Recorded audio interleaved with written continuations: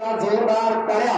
माझी हनुमंत कोकाटे तुम्हाला विनंती आहे की 2-3 गोष्टीची नोंद तुम्ही कृपा करून घ्या। आपला महायुतीचा उमेदवार आहे। महायुतीमध्ये Bhajap, Rashtravadi Congress party, Shivsena, Rasap, RPI Athawale, RPI खरार, त्याच्यानंतर तुमचे सदाशिवराव खोत असे वेगवेगळे मान्यवर त्याच्यामध्ये ते पक्ष आहेत। महायुतीमध्ये तुम्ही जिथं सभा असतात तिथं घड्याळाचं झेंडे असते, तिथं आम्हाला RPIचे पण झेंडे दिसले पाहिजे, तिथं शिवसेनेचे पण धनुष्यबाणाचे दिसले पाहिजे, तिथं तुमच्या कमळाचे पण दिसले पाहिजे, रासपाचे पण दिसले पाहिजे। त्याची नोंद घ्या। म्हणजे मी पुन्हा सकाळपासून सगळ्यांना आहे, कृपा करून तुम्ही असं गैरसमज करू नका। त्याच्यामध्ये नसतील तर बारामतीतून मागून घ्या 4 अशी माझी विनंती आहे। दुसरी, आजच्या सभेला उपस्थित असणारे आपले हर्षवर्धनजी पाटील, दत्ताबाबा भरणे, यशवंत माने, माजी आमदार रामराव वटपुतेजी आपले इथं आत्ताच आलेले, त्यांचं स्वागत करतो। तसंच आमचे प्रवीण भैया माने, राजवर्धन पाटील, ॲडव्होकेट शरद जामदार, संजय गोते, अशोक वणवे, हनुमंत कोकाटे, अंकिता पाटील, गजानन वागसे, मयूर पाटील, ॲडव्होकेट यशवंत शिंगाडे, राजकुमार जठार, श्रीमंत ढोले, संदीप आदली, युवराज मस्के, डॉक्टर शशिकांत तरंगे, साधनाताई केकार, देवराज जाधव, माऊली चौडे, सीमाताई काळगे, दशरथ डोंगरे, दत्तात्रय पटकरे, संगीता दंडवते, संदीप भोम, संतोष राजगुरू, बापूराव शेंडे, आमचे सचिन सपकाळ, सतीश पांढरे, गोरख आदली, बापू घाडगे, प्रवीण डोंगरे, निलेश देवकर, मच्छिंद्र चांदणे, वसंतराव मोहोळकर, लालासाहेब चांदणे, नानासाहेब शेंडे, तात्यासाहेब वडापुरे, अतुल झगडे, तुषार जाधव, तानाजी मारकट, ॲडव्होकेट सचिन राऊत, अण्णासाहेब कोकाटे, मनोज भोम, राजू भोम, कुंडली कचरे, अमोल राऊत, रेणाताई मुलानी, शानन भोम, मनसेचे राजू भोम, माऊली वाघमोडे, कुलदीप हेगडे, गणेश गाडगे, संतोष चव्हाण, महेश जठार, सचिन साधने, अभिजित गुरव, माणिक भोम, अर्जुन भोम, भगवंत कराडे, पांडुरंग हेगडे, रामभाऊ हेगडे, मनोहर पिसाळ, मयूर शिंदे, अंकुश जठार, विपुल महाजन। काय होतं, हर्षवर्धन पाटील म्हणतात की अजितनी नावं घ्यायची, मला घ्यायला लावली बायकासारखी नावं आणि स्वतः मात्र पुरुषासारखं भाषण करतो। काय इथे आहे का बघा तुमचं, ते जरा गमतीचा भाग जाऊ द्या। परंतु माझ्या निमगाव केतकी परिसरातली महायुतीच्या सभेच्या निमित्तानं जमलेले महायुतीचे सर्वसामान्य माजी पदाधिकारी, आज मला जुने दिवस आठवले। मला आठवत आहे पवारसाहेब राज्याचे मुख्यमंत्री झाले 4 वेळेला, आणि त्यावेळेस इथं हत्तीवरून साखर वाटली गेली। बापू तुम्हाला आठवत असेल, जुन्या लोकांनाही आठवत असेल। एक मोठी मिरवणूक काढली, जमात काय बोलायलाही बसतात आणि कामालाही बसतात, आणि त्याच्यावर हत्तीवरून मिरवणूक। म्हटलं का नाही, म्हणजे आता पाणी येणार आहे। इकडं शेळगाव कट काहीतरी पहिला होता, नाही शेळगाव कट होता, नंतर संकट झाला, तर त्याच्यामध्ये तो काळ स्वर्गीय जमाप्पा असतील, स्वर्गीय एकनाथदादा हेगडे असतील, स्वर्गीय अण्णासाहेब हेगडे असतील, आमचे स्वर्गीय सोपानराव भाऊ असतील, किंवा स्वर्गीय हिरालालजी शाह असतील, या सगळ्यांनी निमगाव केतकीच्या जडणघडणीमध्ये खूप मोठं योगदान त्या मान्यवरांचं आहे। परंतु काळाच्या नियमाच्या पुढे तुमचं माझं काही चालत नाही। ती वडीलधारी आज आपल्याला सोडून गेलेली आहेत, त्यांच्या आठवणी त्याच आपल्याला आता त्याच्यातच दिवस काढायचे। मी त्या सर्वांना भावपूर्ण श्रद्धांजली अर्पण करतो। परंतु मित्रांनो, 78-79 साली पाणी आणायचं ठरलेलं होतं, आज देखील आपण पाणीच करतो। म्हणजे जवळपास ते 22 वर्ष आणि हे 24 वर्ष, 22 जुने 44, 1 वर्ष सोडा, 45 वर्ष झाली। पण आपल्याला अनेक निवडणुका आल्या गेल्या, पाणी आणलं गेलं, तलाव झाले, पाझर तलाव झाले, त्याच्याबद्दल पाणी आणलं गेलं।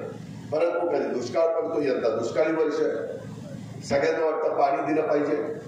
कालवा सल्लागार समितीचा अध्यक्ष या नात्याने मी काय करू शकलो आणि ते पाणी आता थोडं पण काय आणू शकलो त्याची जरा आपण जाणीव ठेवा, ओळख ठेवा.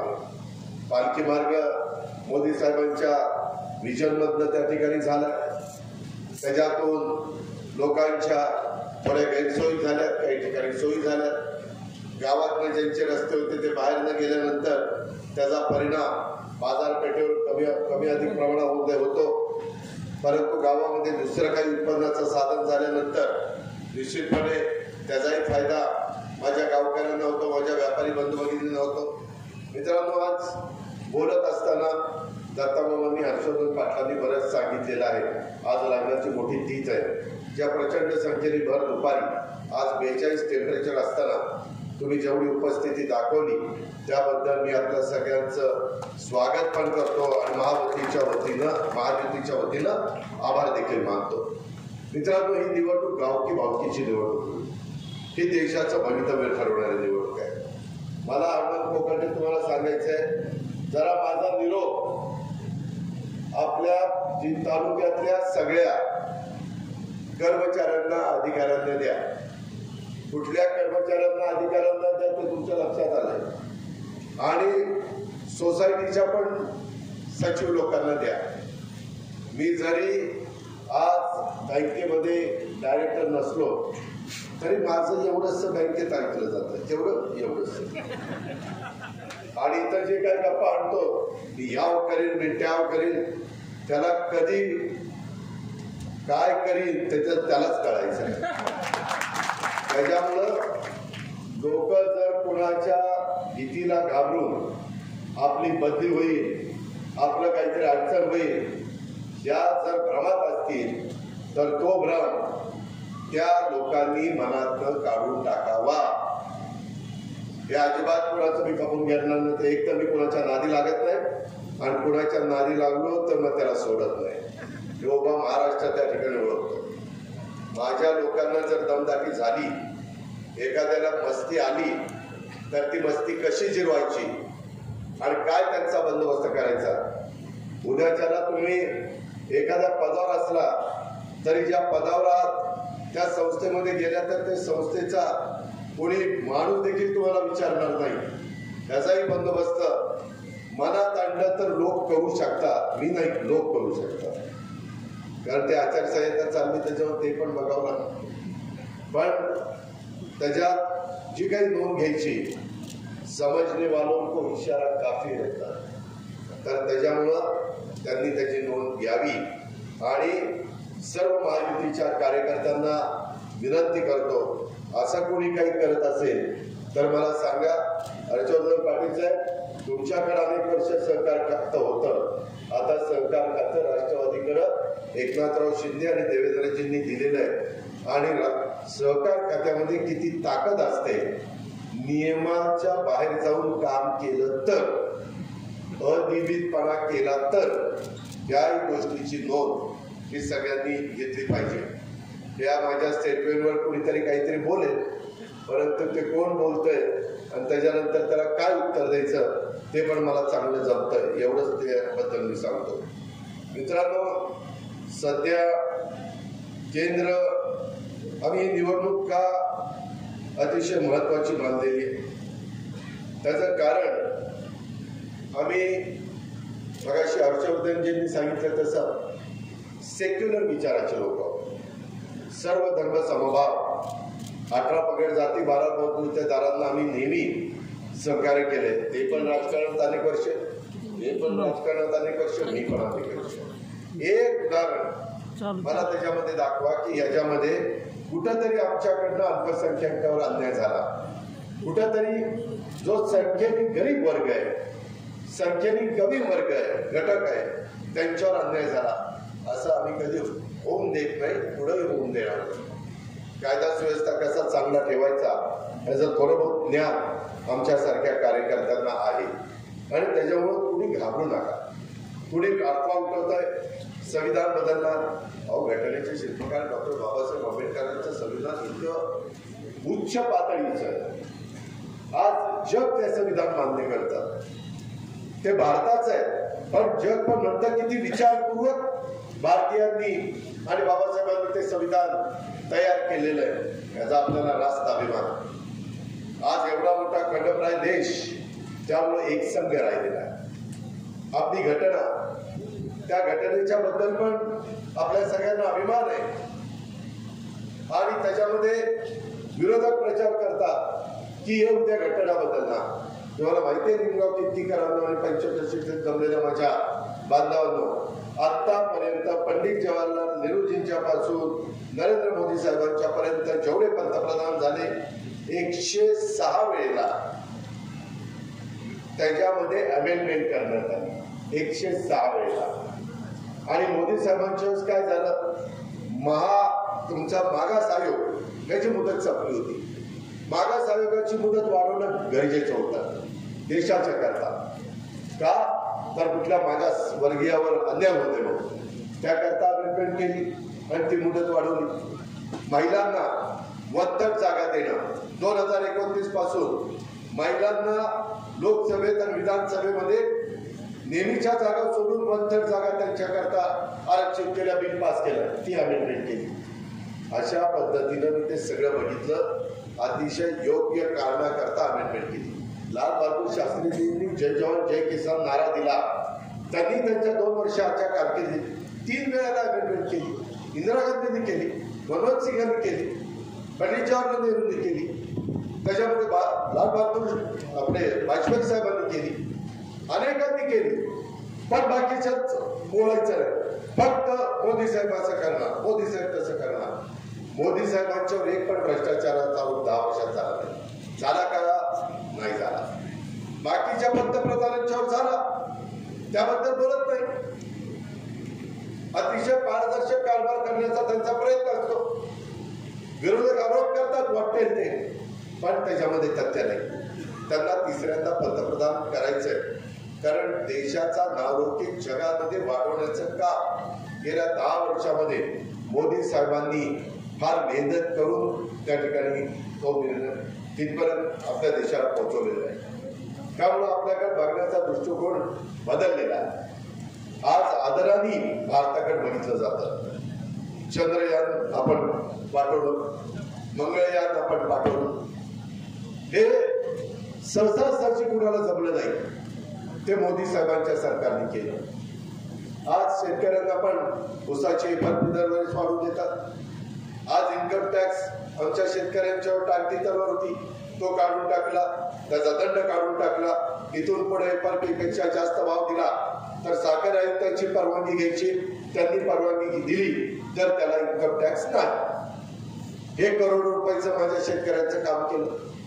पूर्वी साखर किती रुपयाने विकली जायची, भाव पडल्यानंतर इथल्या किराणा मालाचा विचार, भाव कमी असताना तिथं आता आदित्य किराणा स्टोर, त्यांना विचार 19 रुपये 20 रुपये साखर, आता 31 रुपयाच्या आत साखर विकायची वेळ.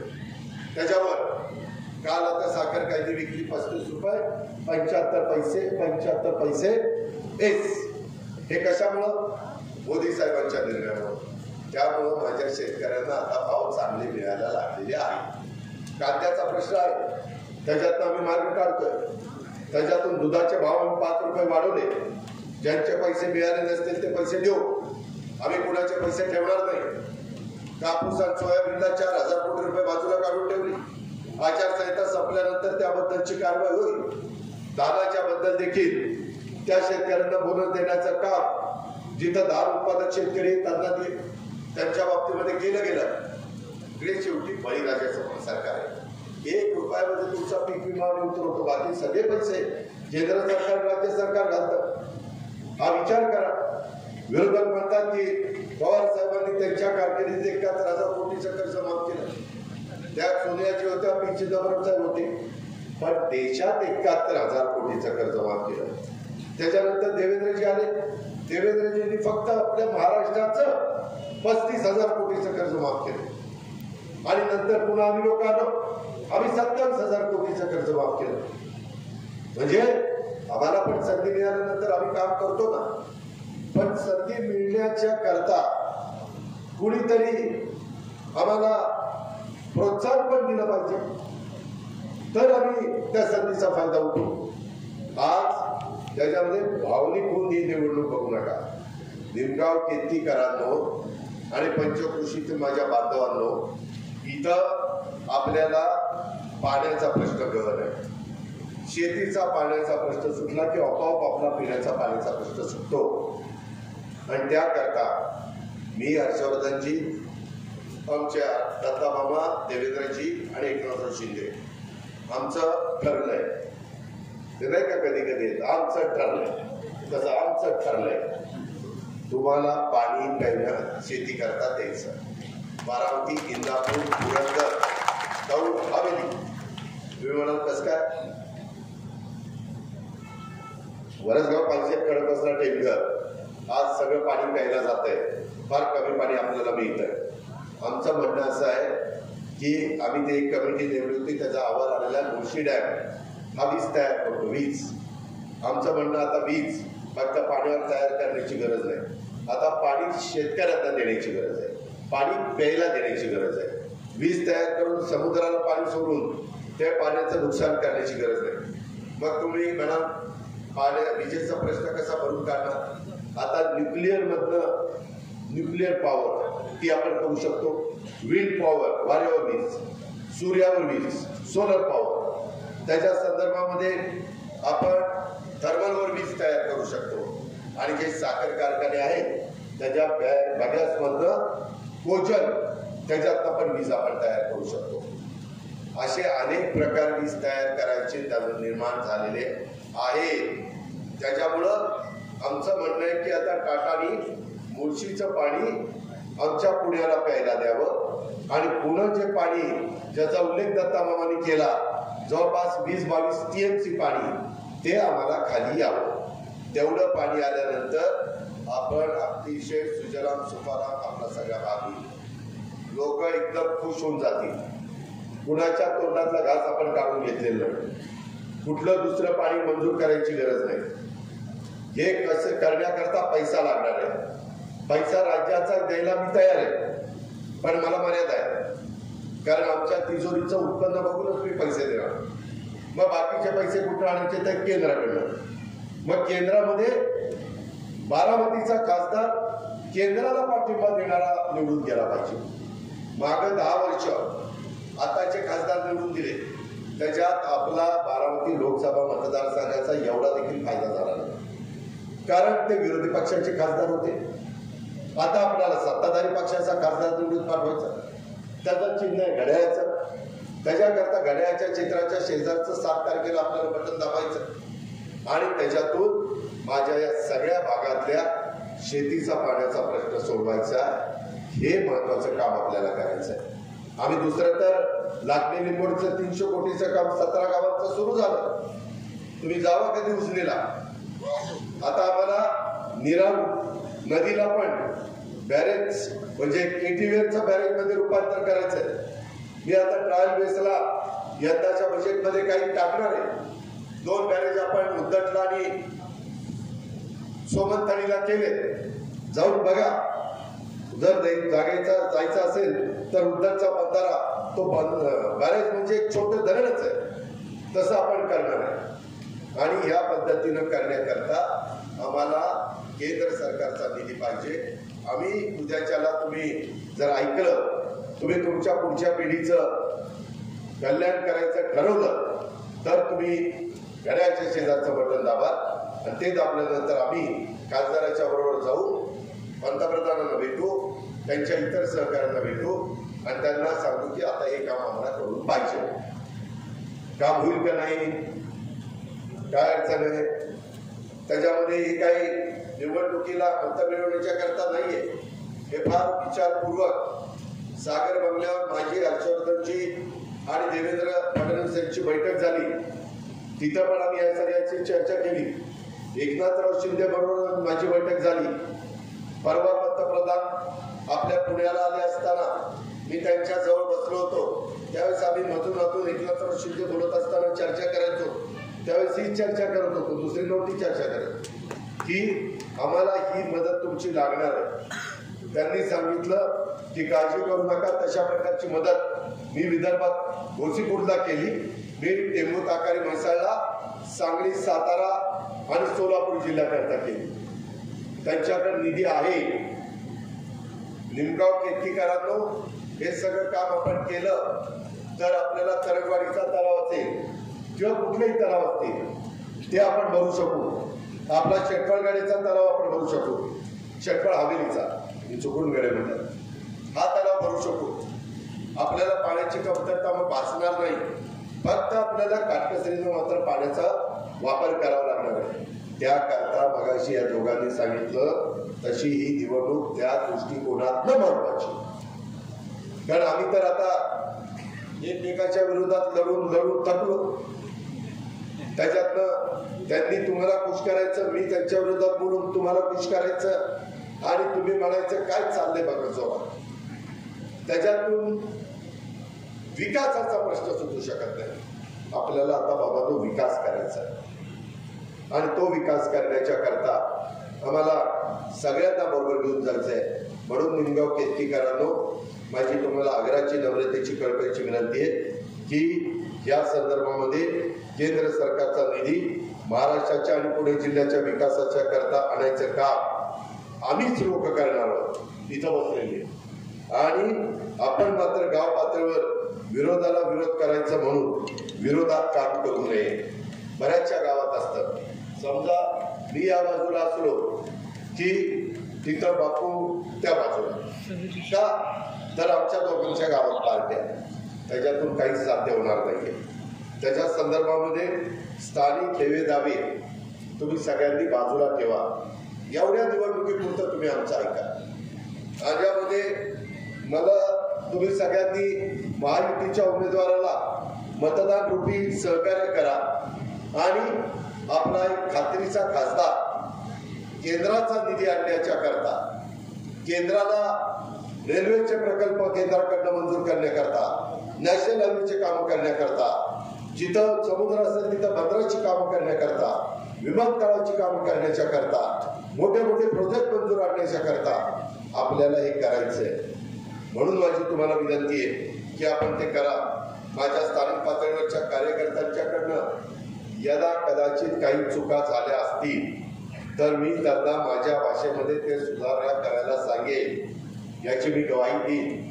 कधी कधी लोक म्हणतात दादा तुमचं आचौधरीचं दत्ताबाबाचं काय नाही पण तुमचे नावं घेऊन जी पुढारी आहेत ना तीच आम्हाला त्रास देतात आणि ती तुमचा प्रचार करतात म्हणून आमचा तुम्हाला मिळतो. अरे पटेल अरे त्यांचा राग आमच्यावर कशाला काढतात. आम्ही तुमचं काम करतो ना. आम्ही तुम्हाला मदत करतो ना. आम्ही तुम्हाला पाणी द्यायचं काम करतो ना. त्याच्यामध्ये या लोकसभेला जो कार्यकर्ता प्रामाणिकपणे कार्य करेल त्याला आम्ही पूर्णपणे सहकार्य करू. तुम्ही असं म्हणत चालू नका. आता इथं हर्षवर्धन पाटलांची एक पार्टी आणि आमची एक पार्टी. मग हर्षवर्धन पाटलांचे कार्यकर्ते काम करतायत मग आपण कशाला करायचं. दोघंही काम करा. दोघंही एकत्रित मतदान मिळून दाखवा. बारामती तालुक्याचा विकास मी कशामुळे केला. 1,68,000 मताधिक्य सगळ्यांची डिपॉझिट जप्त म्हणल्यानंतर एवढा बोजा माझ्यावर पडतो की 5 करोड जागा होतो आणि 6 कामाला लागतो रोज. पुढं बोलत नाही. तशा पद्धतीनं मला हे दोघं करतायतच परंतु बारामती सारखा इंदापूरचा पण आपण कायापालट करू. त्याकरता मी तुमच्या पाठीशी उभा राहतो. तुम्ही काळजी करू नका. मी शब्दाचा पक्का आहे. मी तुम्हाला निधी पण त्या बाबतीमध्ये देईन. त्याच्यामध्ये आपल्या कार्यक्षेत्रातील ऊस संदर्भात काही चुका झाल्या असतील किंवा काही दमदाटी करत असतील तुझा ऊस देणार नाही. तुमचा ऊस परिपक्व झाला असेल आणि इतर कोणी देत नसेल तर अजित पवार तुमचा ऊस घेऊन जाईल. गाठा परफेक्ट, भाव परफेक्ट, काय काळजी करू नका. त्याच्यामुळं कोण ॲग्रो फिग्रो काही दम देत असेल तर त्या दमाला घालू नका. आपला दम त्यांच्यापेक्षा लय भारी आहे. त्याच्यामध्ये आपल्या कार्यक्षेत्रातील एकंदरीत अंबालिका असेल, दौंड असेल, कारखाना त्याच्या लागण तारखा पोच या सगळ्या बाबतीमध्ये मी त्याच्यातला मार्ग काढेन. स्थानिक पातळीवर ज्या ठिकाणी आमचे कार्यकर्ते माझ्या नावाचा वापर करून मोठ्या केसेस कुणावर लावत असतील तर त्या संदर्भात आणि विकासाला अडथळा निर्माण करत असतील. कधी कधी मला कार्यकर्ते देतात दादा आमचा रस्ता अडवलाय, दादा आमचं हे काम अडवलंय, दादा तुमचं ते काम अडवलंय. तर असले प्रकार मी माझ्या कार्यकर्त्यांना त्यांच्याकडनं कापून घेणार नाही. त्यांना योग्य पद्धतीनं समजावून सांगेल. परंतु समजावून सांगून त्यांनी नाही ऐकलं तर मग त्याला शेवटी नाईलाजास्तव योग्य जागा दाखवेल. सर्वसामान्य नागरिकांना, माझ्या इंदापूरकरांना या लोकांचा त्रास होणार नाही अशा प्रकारची मी खबरदारी घेतली. कारण मी दर आठवड्याला एक दिवस पुण्यामध्ये सर्किट काउन्सिलरला असतो आणि दर आठवड्याला एक दिवस माझ्या बारामतीमध्ये असतो.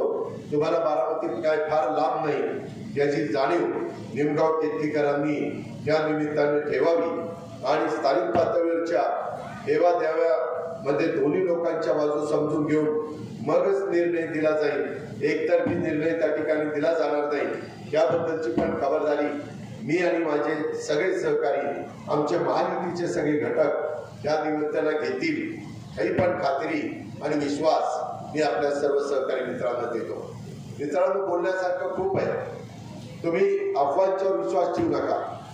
काही काही बाबतीमध्ये आता आमच्या कुटुंबातले पण अनेक लोक इथं प्रचाराला येतात. अनेक जण सांगतात, दादा आम्हाला फोन आला. आता काल आमच्या अध्यक्ष हनुमंत कोकाटेंचाच फोन आला आणि त्यांना कुणी दम देत होतं. अरे ही कुठली पद्धत झाली? मी कधी असं वागलो नाही. तुम्ही निवडणूक होईल 4 दिवसाची, 7 तारखेच्या नंतर कोण आहे? मीच आहे, हर्षवर्धन आहे, दत्तामामा आहे. बाकीचे जे फिरतायत तर ते कुणी येणार नाही. ते लांब कुठेतरी परदेशात दौऱ्याला जातील. फार आता उष्णता इथं झालेली आहे, आता परदेशी दौरा करून येतो. असली ती सगळी जी आता उगवलीत ना, पावसाळ्यात कुत्र्याच्या छत्र्या कशा उगवतात तशी. मी माझं इलेक्शन होऊ द्या, तर सगळ्यांना एकमेकांना घेणार आहे, तोंडावर बोलणार आहे. अरे चालले होते तुमची मस्ती म्हणलं, आता नाही, आता काही बोलत नाही. ती घरातली म्हणून बोलणार, बाहेरच्यांना कोण बोलतंय. आणि आमच्या तर उलटच चाललंय. 40 वर्ष दिसून आमच्या घरात येते, तिलाच बाहेरची समजतात. आता काय करायचं? समजतात की नाही हे पटतंय का तुम्हाला? आया बहिणीनं पटतंय का? सून आली की तिनं ते जे काही धान्य असतं ते माप असतं, पाहिली असती, शेर असतं का, ते माप ओलांडलं की ती त्या घरची लक्ष्मी झाली. त्याच्या संदर्भामध्ये निम्मी प्रॉपर्टी लगेच घरातली तिची झाली. इथं आता राजवर्धन बसला आणि अंकिता बसली. बघायचं या महाराजांनी मला सांगितलं, माझी जी काही प्रॉपर्टी आहे 50% अंकिताला दिली, 50% राजवर्धनला दिली.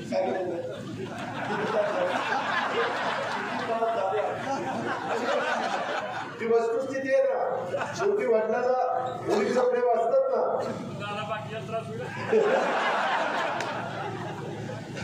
मित्रांनो, गमतीचा भाग जाऊ द्या, पण तो त्यांच्या बाजूने कायदा पण आहे.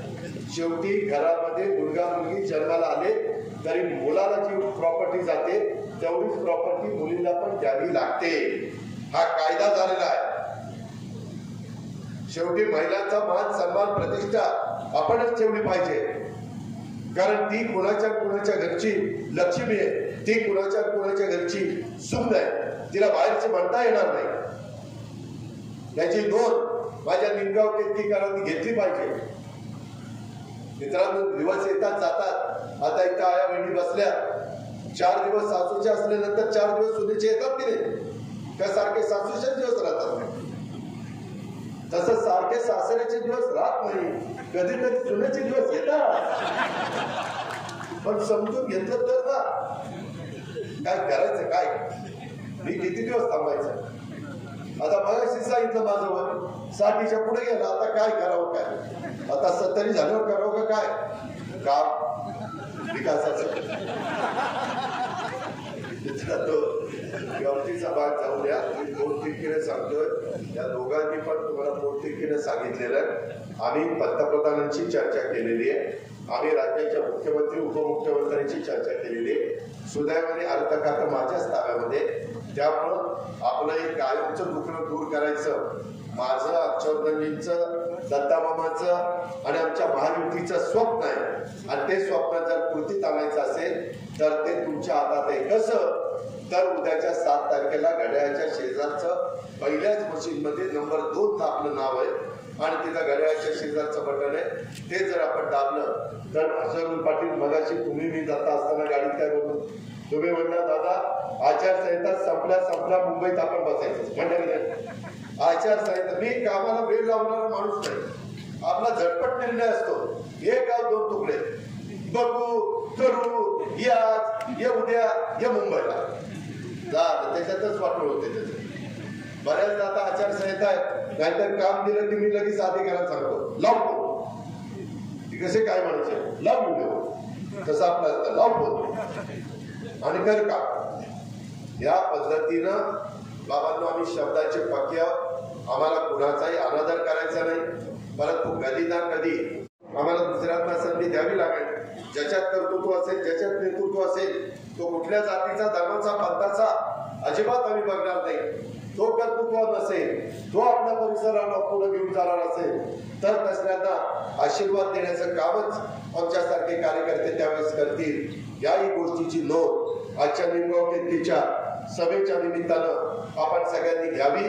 आणि आता राहिलेल्या काळामध्ये कुणी काही किती भावनिक हो, त्याच्यामध्ये डोळ्यामध्ये अश्रू जरी आणले तरी देखील भावनिक होऊ नका. डोळ्यात अश्रू आले म्हणजे पाणी येणार नाही. पाणी आणण्याच्या करता अंगात पाणी असणाराच माणूस पाणी आणू शकतो. आणि आमच्या अंगामध्ये पाणी आहे, ते आम्हाला तुमच्या शिवारात आणायचंय, ते आम्हाला तुमच्या शिवारात आणायचंय. आणि लाकडी लिंबोडचं काम सुरू झालंय. आम्ही बोलतो तसं वाटतो.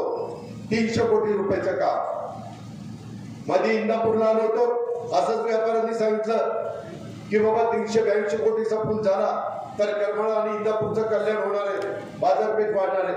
ताबडतोब पूल मंजूर केला की नाही, बातम्या आल्या की नाही. 382 कोटी रुपये कशाला म्हणतात. आम्हालाही कामाची आवड आहे, म्हणून आपण तिथं केंद्रात मोदींचं सरकार आणि राज्यात मोदींना सपोर्ट करणारे जास्तीत जास्त आमचे खासदार महायुतीचे हे आपण निवडून द्या. आणि त्याच्यातून काय बदल होतोय, आता 15 वर्ष त्यांना निवडून दिलंय, आता 5 वर्ष आमच्या खासदारांना निवडून द्या.